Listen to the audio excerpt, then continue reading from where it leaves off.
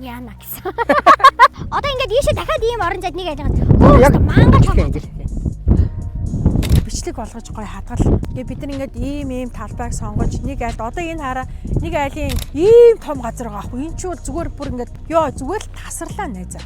Ийм том газрыг нь олгоод ийм гоё баяшингийн бариад өгдөг ийм төсөл хийж Монголд байхгүй шүү. Тэгэхээр бид нар ингээд замаа төрүүлж хийж байгаа.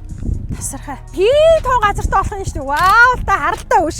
Чингис хаан бүр арай. Америкт идэг монголчууд одоо их орондоо ирмээр байгаа хүмүүс өндөө идэв юм байна. Тэгээд тэд нар яг ийм хэм маягаар өөрсдийн гэсэн орон зайтай, гардентай ингээд амьдраас хүрсэн хүмүүс чинь Монголд ирээд амьдрах гэхээр амьдрах газар байхгүй. Харуул хамгаалтын систем те ингээд нэг хээр газар ганц айл байх гэхээр бас хэцүү байгаа байхгүй.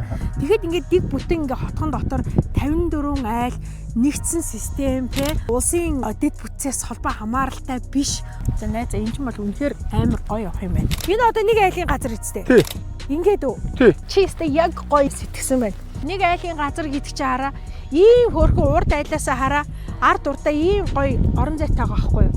Савн бассейнд ороод нэлээд спорт зал бүх юм байждаг. Тэгээд сургуулийн цэцэрлэг нь байждаг. Маш сандартай хийж байгаа юм биш үү? Энэ араа суур морь цутгасныг нь харчихвал та. Тэгээд тэр макин блок энтрээр нийт газрынхаа 6 нэг дээр нь хаус нь байж. Тий. Эндээ тэгээд нөө айл өөрсдийнхоороо юугаа хийнэ өөрсдийнх нь дур